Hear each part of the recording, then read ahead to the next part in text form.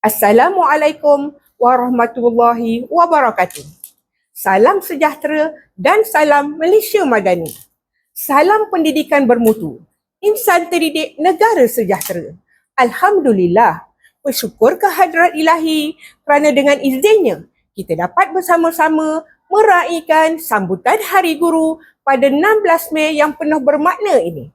Saya, Cikgu Zarina, selaku guru bahasa Inggeris, ingin mengambil kesempatan untuk mengucapkan selamat Hari Guru kepada semua warga pendidik yang sentiasa gigih mendidik dan membimbing anak-anak murid dengan penuh dedikasi dan keikhlasan.